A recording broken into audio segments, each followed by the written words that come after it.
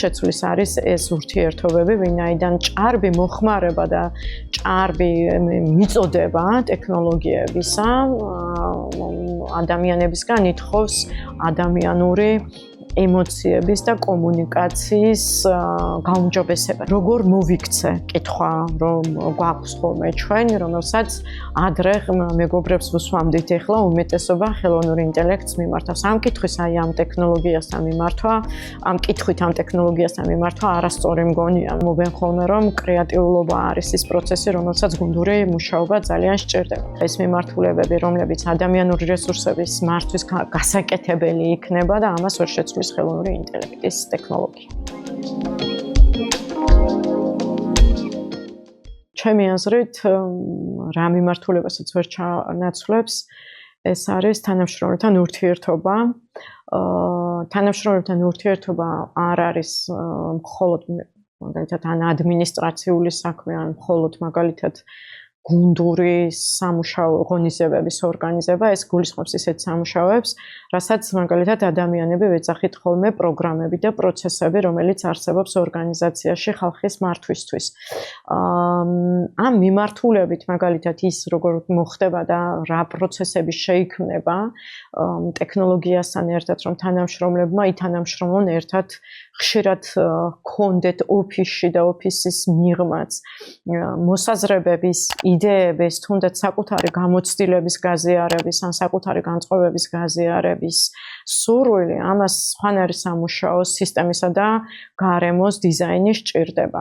მე ვფიქრობ, რომ რაც ვერ ჩანაცვლდება, პირველ რიგში ეს არის ზუსტად ეს მიმართულება, იმიტომ რომ ზოგადად თანამედროვე მე-20 საუკუნის ბოლო მე-4-დან მოყოლებული, თან 21 საუკუნის ადამიანი არის ის ადამიანი, ვისაც განსაკუთრებით მეტი შეხება აქვს ბევრ ტექნოლოგიასთან. ამიტომ ეს ისედაც არსებობდა ორგანიზაციებში, ასე თუ ისე იყო ამოცანათაც და გამოწვევათაც, მაგრამ თანამედროვე სამყარო ამას განსაკუთრებულად მოითხოვს და არა მხოლოდ მაგალითად მხოლოდ ტექნოლოგიების გავლენით.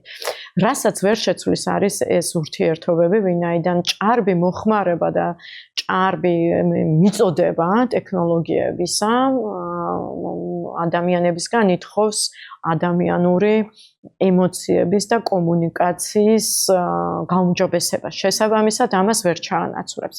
რასაც ასევე ვერ ჩაანაცვლებს, ეს გახლავთ ისეთი ტიპის უკავშირები, რომელიც გამოცდილების გაზიარებას ეხება.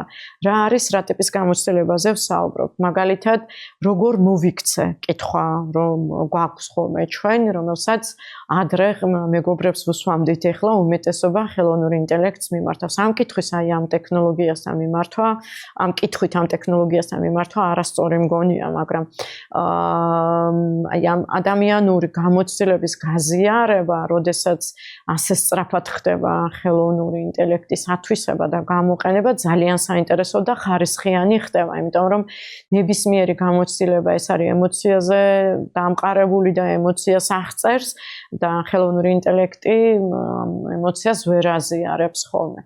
და კიდევ ერთი საინტერესო რაც გახლავთ, ეს არის ჩემი აზრით გამოცდილების გაზიარება და კომუნიკაციის გაუმჯობესებასთან ერთად ეს არის ემპათიისა და ადამიანური თვისებებისთვის არსებული სხვადასხვა ტიპის პროექტები ან პროგრამები ადამიანური უნარების უკაცრავად გაუმჯობესებისთვის. ემპათია შეიძლება იყოს ემოციური ლიდერობა, როგორც წეგან ვახსენე, ეს ძალიან პოპულარულია.